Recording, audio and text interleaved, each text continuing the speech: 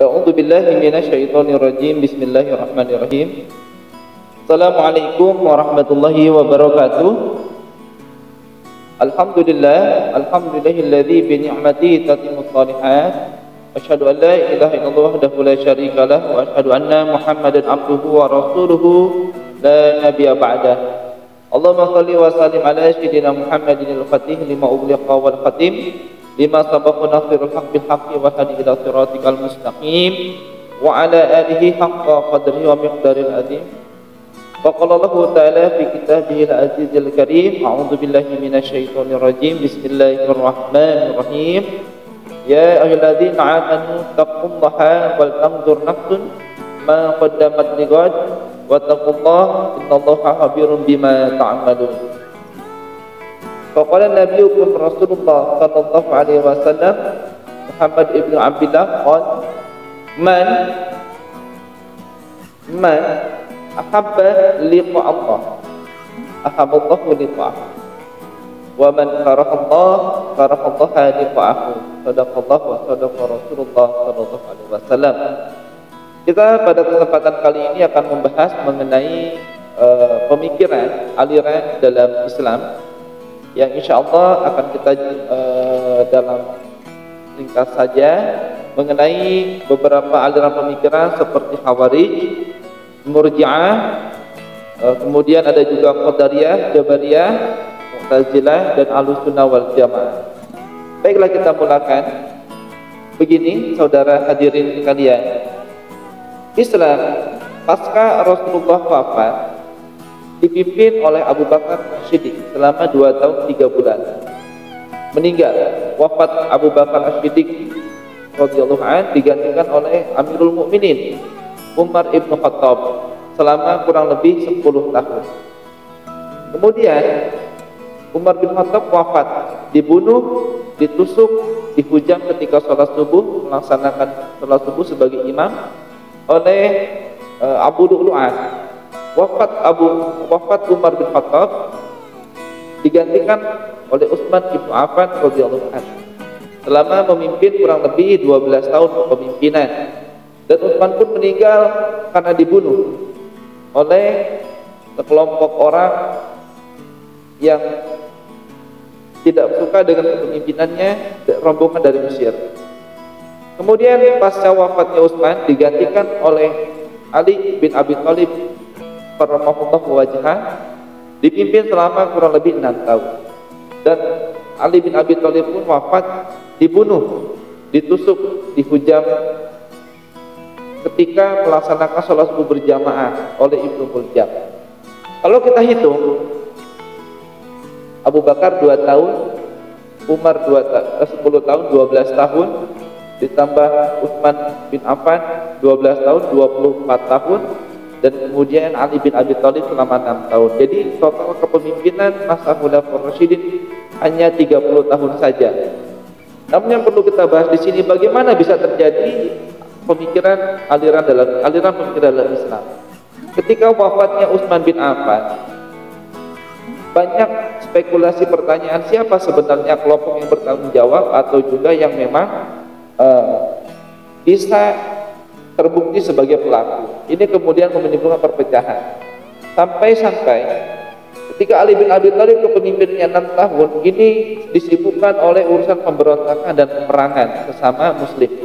Disinilah yang kemudian menimbulkan pemikiran-pemikiran dalam Islam. Ketika terjadi peperangan, salah satu perang yang sangat besar yaitu antara kubu Muawiyah bin Abu Sufyan dengan kubu Ali bin Abi Thalib. Ya. Sebagai pemimpin resmi, pemerintahan resmi, Ali bin Abi Thalib berkewajiban dan berhak untuk menumpas pemberontakan yang dipimpin oleh Muawiyah. Namun Muawiyah di sisi lain merasa berhak memerangi Ali bin Abi Thalib karena tidak mampu mengusut tuntas kasus pembunuhan Utsman bin Affan, karena Utsman bin Affan ini dari kabilah Bani Umayyah, masih keluarga Bani Umayyah, hingga keduanya perang. Yang kala itu peperangan ini terjadi di Siffin dan terjadi kekalahan pada kubu Muawiyah. Namun yang terjadi, kubu Muawiyah ketika terjadi kekalahan mengangkat Al-Quran tinggi-tinggi sehingga terjadi gencatan senjata dan peperangan harus diselesaikan dengan jalan perundingan atau arbitrase. Nah, disinilah kemudian terjadi perpecahan, di mana hasil perundingan tidak memuaskan baik itu pihak Muawiyah, pihak Ali bin Abi Thalib maupun pihak-pihak yang tidak suka dengan adanya hasil arbitrasi. Orang-orang yang kemudian pro dengan Ali bin Abi Thalib kemudian siap mengorbankan dirinya, ini yang kemudian melahirkan aliran Syiah. Ada juga orang yang kemudian mendukung Muawiyah, dan ada juga orang yang kemudian tidak mendukung Muawiyah, tidak mendukung pula Ali bin Abi Thalib, bahkan menganggap Muawiyah dan Ali bin Abi Thalib sudah kafir karena bersengketa kemudian juga memutuskan hukum tidak berdasarkan aturan Allah. Ini yang kemudian melalui kaum Khawarij. Kita akan bahas sedikit tentang apa itu Khawarij. Jadi Khawarij itu kaum yang tidak puas, yang kecewa, kemudian membuat hukum sendiri yang menganggap baik itu Ali bin Abi Thalib maupun Muawiyah sudah keluar dari Islam, sudah menjadi orang yang kafir, gitu loh. Nah, ternyata beberapa pemikiran daripada kaum Khawarij inilah yang kemudian menjadi orang-orang yang ekstremis, orang yang menganggap orang di luar Khawarij adalah orang yang darahnya, nyawanya halal untuk dibunuh, dan mereka orang-orang yang sudah keluar dari Islam, baik itu murtad atau kafir, sehingga darahnya halal, kalau dibunuh dapat pahala dari Allah. Inilah yang kemudian sampai sekarang walaupun secara lembaga formal Khawarij sudah tidak ada, tapi pemikirannya masih ada pada orang-orang yang kemudian menjadikan dirinya melakukan pemboman, melakukan membunuh sesama muslim, merusak masjid, bahkan juga menganggap orang yang di luar kaum mereka adalah orang kafir. Padahal Rasulullah sudah terang-terangan mengatakan haram darah dan nyawa sesama muslim yang bersyahadah, gitu loh. Nah, kita akan bacakan beberapa pengetahuan kita tentang bagaimana pemikiran kaum Khawarij yang enaknya mengkafirkan orang ini. Nah, ini. Jadi udah ada sejak di zaman sahabat, kemudian turun ke tabi'in, perilaku mengkafir-kafirkan sesama muslim itu sudah ada. Khususnya lebih ekstrimnya ketika terjadi di zaman Ali bin Abi Thalib. Nah, di sini beberapa pemikirannya adalah orang yang tidak berhijrah dianggap kafir. Jadi orang yang tidak mau masuk golongan mereka, kayak kita barangkali di luar orang Khawarij, di luar pemikiran mereka, dianggap mereka adalah orang kafir. Kemudian mereka tidak berpendapat bahwa anak-anak kaum muslim boleh dibunuh. Jadi buat mereka orang musyrik, orang-orang di luar Islam haram dibunuh. Tapi kalau ada orang Islam yang berbeda pandangan, halal dibunuh. Itu pemikiran mereka. Kemudian buat mereka bahwa pelaku dosa besar, maka tidak semuanya menjadi musyrik. Jadi para pelaku dosa besar ini buat mereka adalah dihukum, gitu, berdasarkan aturan Allah sepenuhnya. Jadi ayat-ayat Allah diartikan mentah-mentah tanpa pengetahuan yang benar. Nah, seperti itu. Nah, kemudian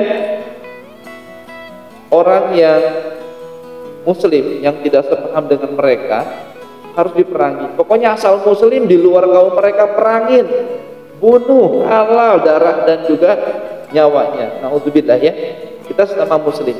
Berbeda itu bagian daripada hasanah dan kekayaan pemikiran Islam. Tapi bukan berarti harus dibunuh seperti itu. Kemudian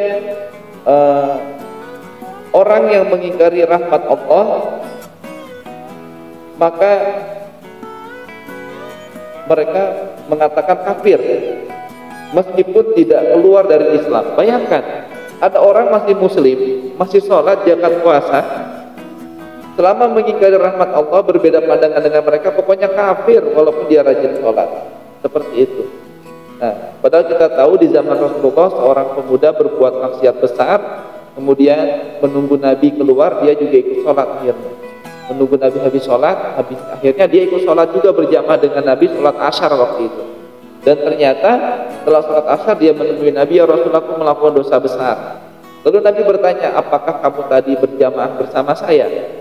Dan ternyata pemuda itu bilang, ya saya tadi berjamaah dengan engkau ya Rasul. Maka Rasul mengatakan, Allah sudah mengampuni dosa-dosamu. Nah seperti itu. Dan kemudian pemikiran mereka untuk keamanan diri, perempuan yang beragama Islam, kata mereka, diperbolehkan nikah dengan laki-laki kafir di daerah yang bukan Islam. Jadi boleh kata mereka di daerah yang bukan Islam. Jadi kalau ada di daerah yang bukan negara Islam, bukan menggunakan aturan Islam, boleh Muslim kawin dengan non Muslim. Perempuannya Muslim, laki-lakinya bukan Muslim, boleh. Nah ini ngaco. Karena kenapa? Nanti bisa-bisa nasab si anak, keluarganya, kepala keluarganya berubah jadi orang-orang non Muslim. Tapi buat mereka boleh-boleh saja seperti itu. Dan dikatakan juga bahwa orang Islam yang tidak sepaham dengan mereka bukan mukmin dan bukan musyrik tapi kafir. Jadi mereka mengkafirkan orang seenaknya. Orang sholat, zakat, puasa bisa disebut kafir hanya karena beda pemikiran, beda paham gitu loh. Nah ini hati-hati buat teman-teman yang kalau diskusi beda pandangan terus bilang dasar kafir loh. Ini hati-hati ya, tidak boleh mengkafirkan orang. Berbeda pendapat boleh, tapi disikapi dengan demokrasi dan juga kebijaksanaan. Kemudian orang Islam yang berbuat dosa besar adalah muwahhid yang mengesahkan Tuhan, tetapi bukan mukmin dan bukan kafir millah, yaitu kafir agama. Jadi buat mereka orang yang berbuat dosa besar itu bukan mukmin lagi. Mereka kafir yang masih percaya sama Allah. Bingung kan? Bingung kan ada orang kafir yang mengimani Allah. Nah, kemudian yang boleh dirampas dalam perang hanyalah kuda dan senjata, emas dan perak harus dikembalikan kepada yang punya. Nah ini, jadi di sini aliran Khawarij ini cukup kontroversi juga. Oke, kita bahas selanjutnya tentang kaum Murji'ah. Tadi Khawarij ya, Murji'ah. Murji'ah ini adalah roja'a yarji'u, artinya memberi harapan. Jadi mereka berpendapat bahwa orang Islam yang melakukan dosa besar bukan kafir, tapi tetap mukmin dan tidak akan kekal di dalam neraka. Ini pemahaman kaum Murji'ah. Jadi orang kalau dia punya dosa besar, dia tetap mukmin, bukan kafir. Hanya saja nanti di akhirat mereka akan mendapatkan penyucian dosa. Dosa-dosanya dibersihkan Allah dan hanya nanti mereka memberi pengharapan bahwa orang-orang mukmin yang berlaku dosa besar hanya sementara di neraka dan tidak kekal. Nah, dan mereka berpendapat kalau dosa besar yang diperbuat itu penyelesaiannya ditunda nanti sampai di hari perhitungan. Jadi kalau orang Khawarij, orang dosa besar langsung bunuh. Orang Murji'ah enggak, ada orang judi, zina, berbuat dosa besar, biarin aja, ntar aja di akhirat gitu. Kewe di akhirat, nanti saja di akhirat urusannya Allah, itu dosa besar. Nah, itu pemahaman kaum Murji'ah. Dan Murji'ah menekankan pemikiran pada hal yang dimana siapa yang masih mukmin dan tidak keluar dari Islam, itu pemikiran mereka. Jadi orang yang berlaku dosa besar, kalau kata orang Khawarij langsung kafir, orang Murji'ah bukan kafir. Nanti yang berhak mengkafirkannya di akhirat. Seperti itu. Kita lanjut kepada Qadariyah dan Jabariyah. Apa itu Qadariyah? Nah, Qadariyah ini adalah pemikiran yang berpendapat dalam Islam ada pemikiran Qadariyah dari kata qadar. Nah, jadi kalau Qadariyah ukurannya adalah manusia itu punya kemerdekaan dan kebebasan menentukan jalan hidupnya. Jadi kita ini makhluk Allah, diberi Allah kebebasan. Apa yang terjadi sama kita, gimana kitanya, itu hak manusianya. Dan Allah sudah memberi kebebasan, keleluasaan. Dan menurut paham Qadariyah, manusia punya kebebasan dan kekuatan sendiri, punya wewenang untuk mewujudkan perbuatannya. Jadi apa yang terjadi sama kita, kalau kita ibadah karena memang kita mau ibadah, kalau kita berbuat jahat karena memang kita mau berbuat jahat, itu karena kehendak hati kita. Kita sendiri yang menggerakkan dan diberikan izin oleh Allah. Itu Qadariyah. Kemudian ada aliran pemikiran Jabariyah. Jabariyah sebaliknya. Manusia tidak punya kemerdekaan, tidak punya demokratisasi oleh Allah, tidak diberikan hak menentukan kehendak dan perbuatannya. Dalam paham ini, apa yang terjadi oleh manusia itu karena perbuatannya Allah. Jadi kalau Qadariyah, orang mencuri karena orang itu sendiri yang mau mencuri, orang itu sendiri yang nggak ngerti bahwa mencuri perbuatan dosa. Kalau Jabariyah, ya kalau saya mencuri itu karena Allah yang mengizinkan saya mencuri, jadi saya tidak dosa. Jadi kalau orang membunuh, hakikatnya bukan orang itu yang membunuh, tapi Allah yang mencabut nyawanya. Nggak salah-salah amat, tapi keliru, gitu loh. Jadi kalau ada orang membunuh sahabatnya, kalau Jabariyah itu karena memang perbuatan dia berbuat dosa membunuh. Kalau Qadariyah seperti itu. Kalau Jabariyah, ya saya membunuh karena memang Allah yang menggerakkan saya membunuh dan Allah yang mencabut nyawa orang tersebut. Itu Jabariyah. Jadi seolah-olah Allah tidak memberikan sedikit pun hak manusia untuk berbuat. Makanya kalau dalam paham Qadariyah, kita miskin itu karena memang kita tidak mau usaha. Kalau kata Jabariyah, miskin walaupun usaha tetap miskin karena Allah yang berbuat miskin gitu, memiskinkan kita. Nah kemudian ada pula aliran kaum Mu'tazilah. Mereka diibaratkan dengan kaum rasionalis Islam, manzilah bain wal manzilatain. Jadi mereka disebut Mu'tazilah karena mereka berpendapat orang berdosa besar itu bukan mukmin dan bukan pula kafir, tetapi mengambil posisi di antara keduanya. Jadi kafir bukan, mukmin juga bukan. Nah, gitu loh. Jadi kalau tadi Murji'ah, mereka masih mukmin, tapi urusan mereka dan bukan kafir, urusan mereka nanti di akhirat diselesaikan oleh Allah dan mereka akan dimasukkan ke dalam neraka, nanti dalam surga juga dipindahkan kalau mereka sudah bersih seperti itu. Nah kalau Mu'tazilah pemikirannya berbeda. Orang yang berbuat dosa besar, judi, lacun, zina, musyrik, yang membunuh sahabatnya, ini tempatnya kagak di surga, kagak di neraka. Mereka bukan iman juga bukan kafir. Itu menurut pemikiran kaum Mu'tazilah. Dan Mu'tazilah inilah yang kemudian berkembang dan mereka berpikir bahwa Al-Quran ini makhluk. Al-Quran ini makhluk. Dan bersyukur kita tatkala itu kita masih punya yang namanya Imam Ahmad bin Hanbal yang membantah pernyataan sesat daripada mengatakan Al-Quran adalah makhluk. Nah, ternyata kala itu Imam Ahmad bin Hanbal membantah argumen bahwa Al-Quran itu makhluk. Menurut Imam Ahmad bin Hanbal bahwa Al-Quran ini adalah kalamullah, bukan makhluk, kalamullah. Dia kekeh sampai akhir hayat. Kita bersyukur tuh. Kita kebayang kalau Al-Quran ini makhluk, maka Al-Quran ini bisa berubah-ubah dan ditafsirkan gimana maunya, bahkan dirubah redaksinya. Akhirnya orang tidak lagi menganggap Al-Quran sebagai kitab suci. Nah ini salah satu pemikiran salah dari Mu'tazilah adalah menganggap bahwa Al-Quran sebagai makhluk. Padahal Imam Ahmad bin Hanbal membantah tegas itu. Kemudian kita masuk ke ranah Ahlus Sunnah wal Jamaah. Nah, Ahlus Sunnah wal Jamaah ini adalah yang paling banyak dianut oleh warga muslim saat ini. Alhamdulillah. Salah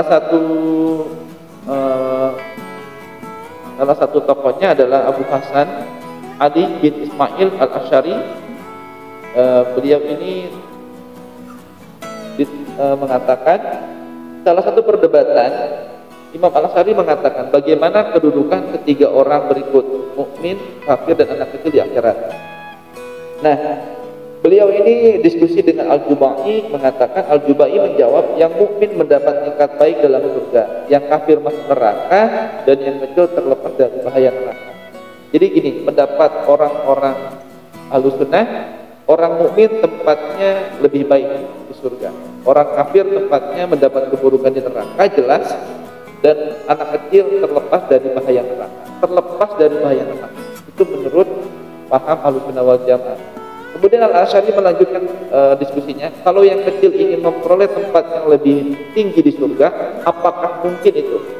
Nah, tadi kan tempat anak kecil itu terbebas dari siksa neraka.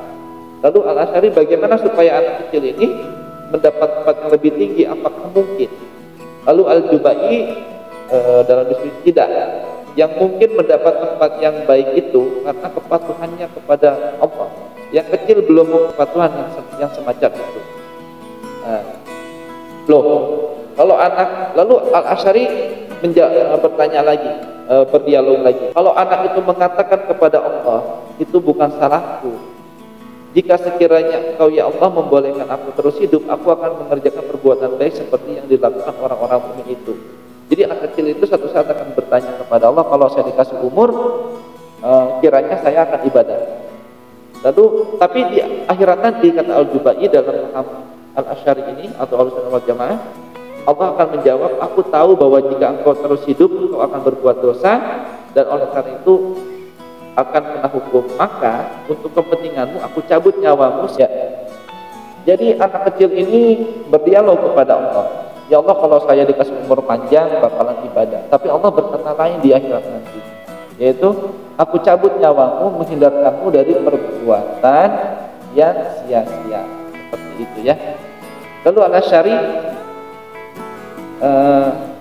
engkau ketahui masa depanku sebagaimana engkau ketahui masa depannya. Apa sebabnya engkau tidak jaga kepentinganku?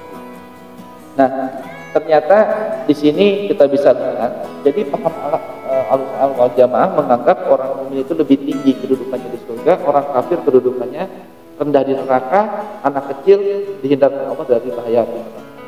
Mungkin itu yang bisa kita bahas. Mohon maaf kalau ada kekurangan. Barakallahu li wa lakum, subhanakallahumma wa bihamdika, asyhadu an la ilaha illa anta, astaghfiruka wa atubu ilaik. Assalamualaikum warahmatullahi wabarakatuh.